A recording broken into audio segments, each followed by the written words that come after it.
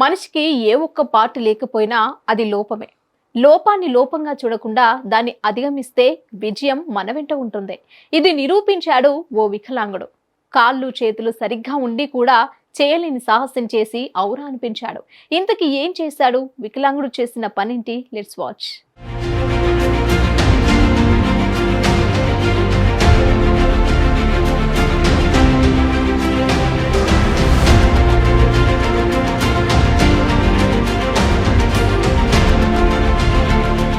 శరీరంలో ఏదైనా ఒక అంగం కోల్పోతే మిగతా అంగాలకు రెట్టింపు శక్తిని సమకూరుస్తాడు భగవంతుడు అని చాలా మంది అంటుంటారు. అవును, ఆ విషయం దివ్యాంగులను చూస్తే అర్థమవుతుంది. వారు చేయాలనుకున్న పనిని ఎంతో క్రమశిక్షణతో పట్టు విడవకుండా చేస్తారు. వారిలో ఆత్మవిశ్వాసం సాధారణ వ్యక్తుల కన్నా ఎక్కువగా ఉంటుంది. సాధారణ వ్యక్తులకే సాధ్యం కాని పనిని ఓ దివ్యాంగుడు చేసి చూపించాడు.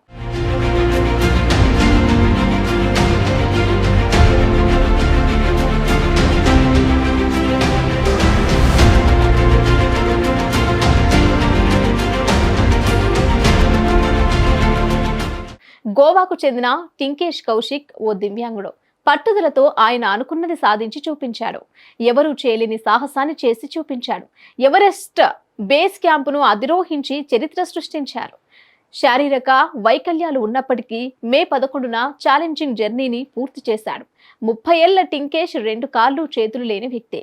9 ఏళ్ల వయసులో హర్యానాలో కరెంట్ షాక్ ప్రమాదంలో ఆయన దివ్యాంగుడిగా మారాడు. అందులో అతను 2 కాళ్ళు, ఒక చెయ్యిని కోల్పోయాడు. కృత్రిమ అవయం పొందిన తర్వాత టింకేష్ గోవా వెళ్ళాడు. అక్కడ ఫిట్నెస్ కోచ్ గా పనిచేశాడు.